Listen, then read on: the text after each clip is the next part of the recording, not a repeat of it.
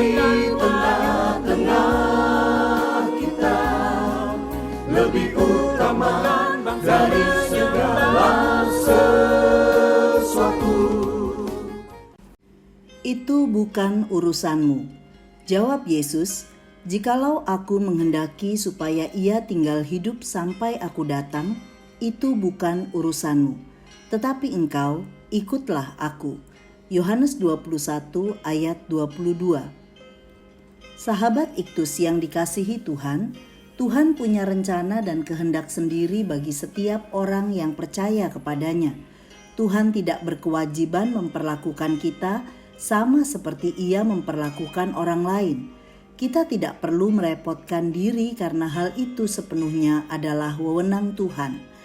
Apabila kita mengikut Tuhan dengan serius, kita tidak akan punya waktu untuk memikirkan bagaimana Tuhan memperlakukan orang-orang di sekitar kita, karena itu bukanlah urusan kita.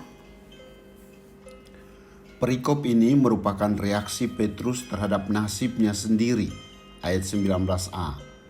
Dan hal ini dikatakannya untuk menyatakan bagaimana Petrus akan mati. Petrus tidak ingin sendirian mengalami situasi itu dalam kaitannya dengan panggilan mengikut Yesus. Itu sebabnya ia bertanya tentang bagaimana nasib Yohanes. Yesus ingin mentransformasi cara berpikir Petrus. Ia menginginkan agar Petrus berfokus pada tugas utamanya dan tidak membandingkan diri dengan murid yang lain. Lebih dalam, kita melihat 3 tokoh utama dalam teks ini. 1. Yohanes. Bagaimana Yohanes digambarkan? Ia tidak menyebutkan namanya sendiri. Sepertinya beranggapan bahwa namanya tidak layak dituliskan dalam catatan ini.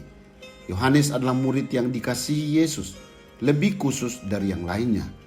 Ia selalu berada sedekat mungkin dengan Yesus, supaya dapat mendengar perkataannya. Betapa inginnya Yohanes untuk selalu bersama dengan Yesus. Di mana Yesus berada, di situ juga hambanya ini berada. Dalam perikop ini, nampaknya Yesus ingin berbicara secara pribadi dengan Petrus saja. Namun karena kasihnya yang begitu besar kepada gurunya itu, Yohanes menyusulnya. Seakan ia tidak mau kehilangan kesempatan untuk mendengar apa yang dikatakan oleh Yesus. Sebagai contoh, perintah ikutlah aku diberikan kepada Petrus, tetapi Yohanes mengingat perkataan itu bagi dirinya dan dituliskan kepada semua murid Yesus. Ia menerima perkataan Yesus untuk dirinya dan membagikannya. 2. Petrus ayat 21. Perikop sebelumnya menjelaskan tentang pertanyaan Yesus kepada Petrus. Apakah engkau mengasihi aku? Petrus akan mengalami krisis percaya diri karena 3 kali Yesus bertanya demikian. Dalam kondisi itu, Petrus memandang kepada dirinya sendiri, kemudian memandang kepada Yohanes, ayat 20. Pertanyaan yang diajukan Petrus mengenai Yohanes adalah, Tuhan, apakah yang akan terjadi dengan dia ini? Ayat 21. Petrus mulai membanding-bandingkan dirinya dengan Yohanes sebagai salah satu ciri benih iri hati telah tertanam dalam hatinya. Yang ada di dalam benak Petrus adalah, di sini ada muridmu yang sangat engkau kasihi, yang tidak pernah merusak perkenananmu seperti yang pernah aku lakukan. Tidakkah engkau mengatakan sesuatu padanya mengenai tugasnya, cara matinya? Petrus lebih peduli terhadap orang lain daripada dirinya sendiri. Ia cenderung untuk sibuk dalam urusan orang lain, tetapi melalaikan tugasnya sendiri. Ia lebih sibuk menghakimi orang lain dan memiliki rasa ingin tahu yang berlebihan tentang keberadaan orang lain. 3. Yesus ayat 22 sampai 23. Ada beberapa pengajaran yang disampaikan Yesus dalam perikop ini, yakni pertama, Yesus mengajarkan untuk menempatkan kehendak Tuhan di atas segalanya. Jikalau aku menghendaki, ayat 22.